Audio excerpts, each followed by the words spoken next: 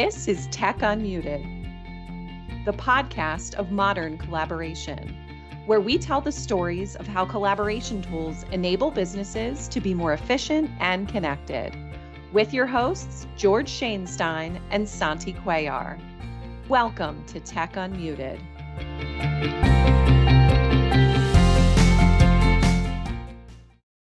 Welcome to the latest episode of Tech Unmuted. Today, we're going to take another look at lottery numbers. We've done this previously, got a sort of interesting outcome when we did it. We're going to take a look again. We looked at Mega Millions the first time. We're going to look at the Powerball numbers this time. So before I dive in on this, please note, the data discussed in this podcast is based on historical lottery results and is for entertainment purposes only. Past lottery trends do not predict future outcomes. Every lottery draw is a game of chance, with each number having an equal likelihood of being drawn. And we will dig down into that. And again, that's regardless of past data. Do not base your lottery decisions solely on this information. Always play responsibly. Understand the odds of significant wins are very low. We accept no liability for choices made based on our content. If gambling is a concern, please seek help. So now that that's out of the way. So it's important to understand, right? Because people actually listen. The lottery podcast we did, it's probably one of the most popular ones we did, and it's important for folks to understand that this is just us trying to test artificial intelligence and see what the outcome is. Don't take this and say, well, I'm just going to throw all my money at the next Powerball and win because, I heard these guys on podcasts and AI figure it out. No, it's entertainment, but it's more importantly, it is watching how artificial intelligence is able to analyze a large set of data and give us very interesting outputs. And that's really what this is about. Agreed. And it's a random set of data. We will come back and do another episode and look at data that is not random. Right. I'm exploring a couple different options at the moment that relate to census data and other data. And I just need to get it structured in a way to use it. But 2 notes on this. This data came from data.gov. It happens to be New York State that loads this data up into data.gov. So that's where these numbers came from. Got it. There was a change in the way they do Powerball. I'm not a big lottery person, but they changed the number of red and white balls in the sequencing of the numbers late in 2015. So I deliberately only pulled 2016 forward data. So with that, I'm going to launch my screen here and walk through fairly quickly a couple of prompts to both understand the data. So I've loaded an Excel file. So again, this file only contains 2 columns. It has a date of the draw, and it also has the winning numbers. And the way that it's set up in the Excel table is it has winning numbers plus the Powerball at the end. So there is a way to sort of break that down and analyze the data. And I'm going to, in the prompts that I use, I'm going to give those specific prompts so that it understands what the data is. The reason we're doing this is we had downloaded this data before in the previous one, and there were anomalies in the data and other things, and it took a little bit for ChatGPT to figure it out. But I'm going to take a look right now, and I'm going to say, look at the attached file. I'm just going to pop these prompts in here really quickly. And tell me what patterns you see, anything interesting in the data. The first 5 numbers are the winning numbers, and the last number is the Powerball. So it's analyzing, and it's going to come back with some details on this, see what it comes back with. It's important to point out that you're using ChatGPT 4. This is a paid subscription to ChatGPT 4, correct? Correct, it is. Which, if you did this in Microsoft Copilot, it would use ChatGPT 4 by default. Correct. I just don't know. It'd be interesting I'd be curious to know what Copilot comes out with, right? But yeah, this is ChatGPT 4 that's being used. Okay. And there's a set of analysis going on here. I can't necessarily tell you what all of this is, but it starts to give a breakdown. So this is the initial results. The initial result is what are the frequency of the main numbers? And then what are the frequencies of the Powerball? Very similar to what we saw the first time we did this test with the Mega Millions, right? We got this graph. Yeah. Now, you should note this data set's relatively small. It's 2 draws a week or something. I'm not sure exactly what it is over the course of 2016 through like a week or two ago is what the data set was. It's not a straight line. If this thing ran for 100 years, you would assume statistically all these would be basically at the same place. You wouldn't be able to distinguish between one number or another. But you do see a couple numbers that are peaked in this that have higher numbers than the other ones. So it did frequency of main numbers, Powerball. We saw that above. So let me put another prompt in here.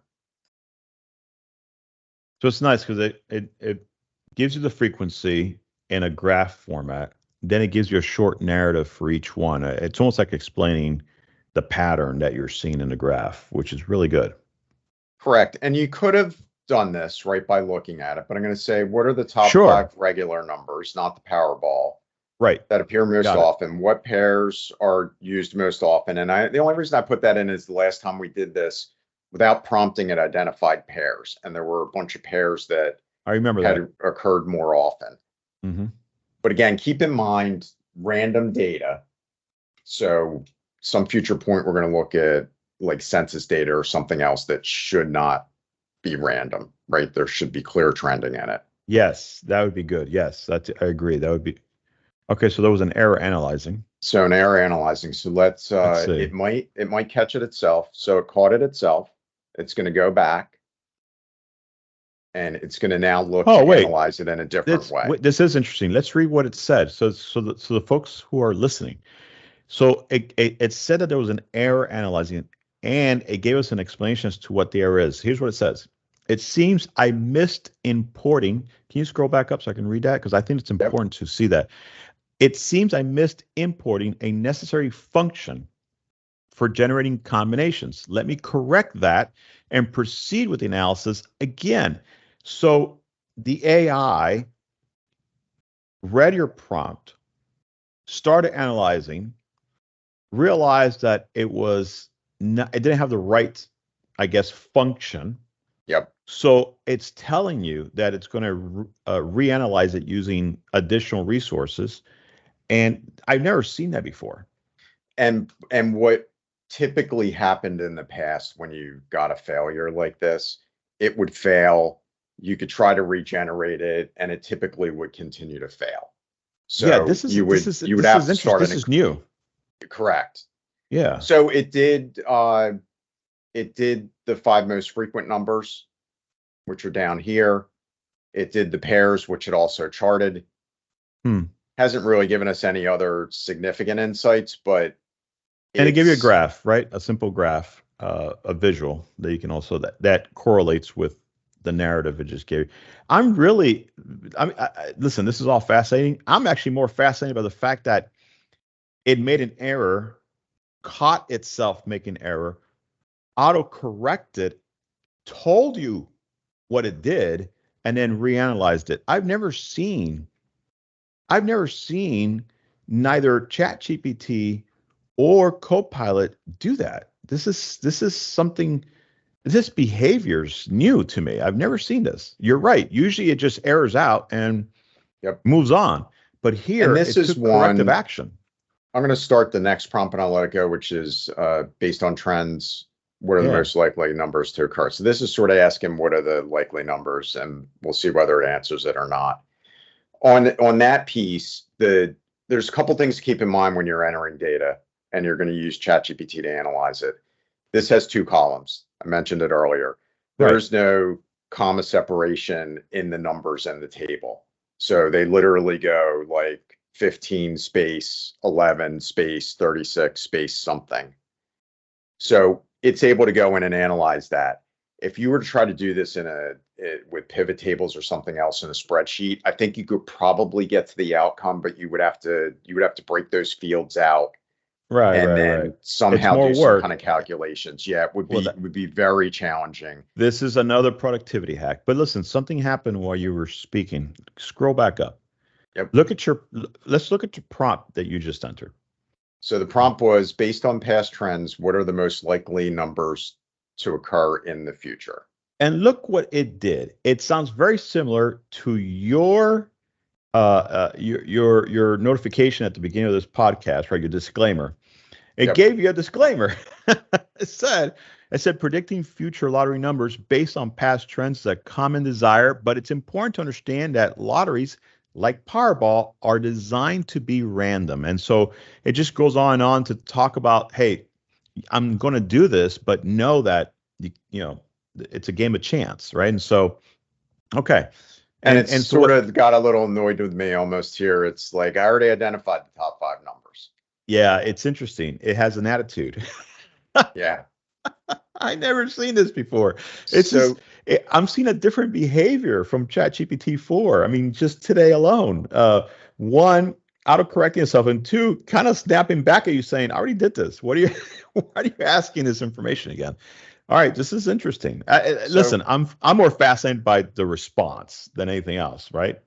So and here's one, by the way. So the next one is, what numbers would you pick next? This is just for fun, humor me. So let's see if I can actually get it to give an answer. So it approached it randomly. I have done this same prompt before. That's not the way it did it in the previous ones. So it did not do a random pick. It picked some of them based off frequency, and then it picked the other ones based off random. So, and it says, disclaimer, for a bit of fun, here's a randomly generated set of numbers. And so there you go. Very interesting. And I'm going to just do 2 more prompts here. So the next one, let's just verify what we think we've been talking about. Given all the data analyzed and understanding Powerball numbers are random, do you think the numbers look like a random distribution? Because eyeballing the original chart up top, it doesn't look like that. There were a couple that were higher and a couple that were lower. That's a great prompt. The size of the data set is big, but not really big. That's a great prompt. Let's see here. I'm curious.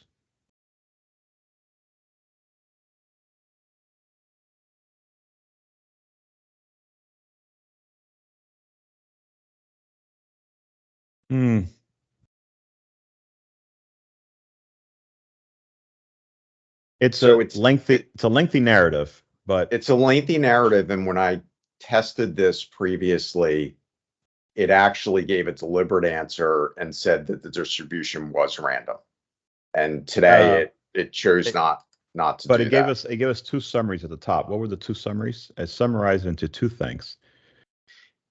It said variation in frequency, and so it gives you a description of that, and then pairs of numbers, and it gives you a description of that. Okay. See, I thought that it would have taken the numbers that it generated for you and answered that question based on the numbers it generated. That's what I was hoping it would do. And then I was hoping it would follow the conversation, right? Because agreed. That's what I was hoping. Yeah.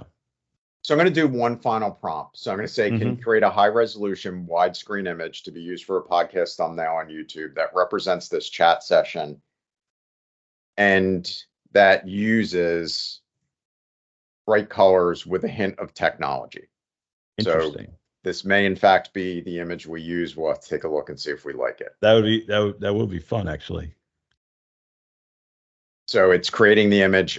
You've seen us do other podcasts on image creation, mostly on Midjourney. This is not a super complex prompt. So got another error. So we're going to see what happens here. It is scroll down. Is it letting see what me it says? Prompt? Nope. It's fixing itself. It's fixing itself. See, it's the second time that it has an error and auto corrects itself. I've never seen this before.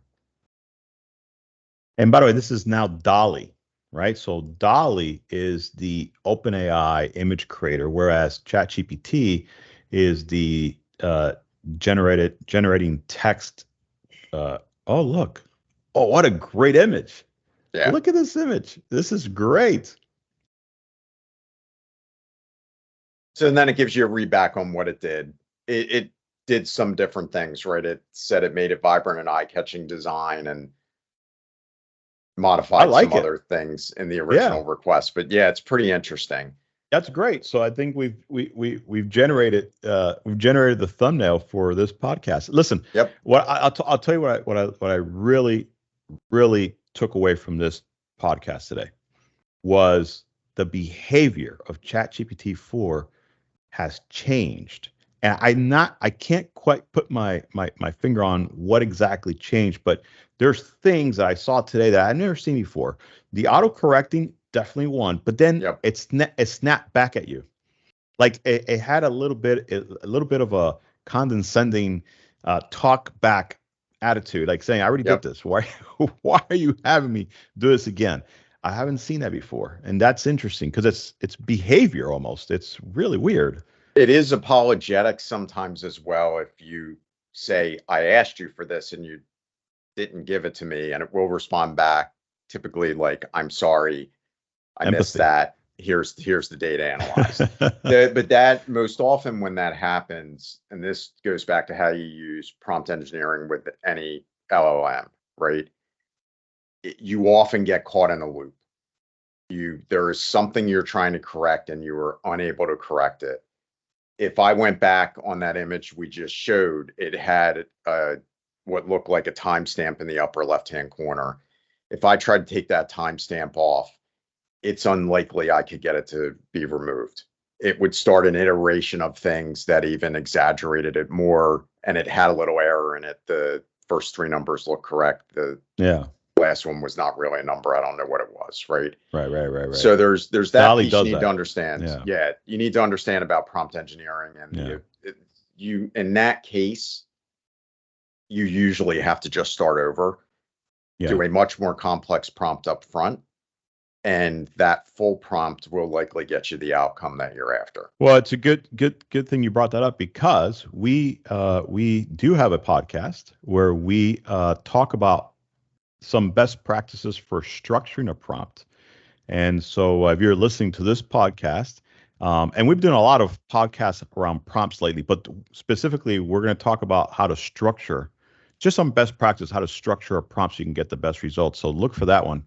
But George, this was real fun. I mean, every time we do the lottery thing, people get excited because, it's just one of those things where if you play the lottery, you're always trying to find that next set of numbers. Well, hey, you can have ChatGPT generate your next random set of numbers. Just don't come back and say, hey, I lost all my money because of you guys, because we warned you. It's a game of chance. It is random. It is random. And again, we will take a look in a future episode at more structured data. Yeah. That is some kind of census or survey-based data. The difficulty that I've had with it did very well on 2 columns of data in this analysis.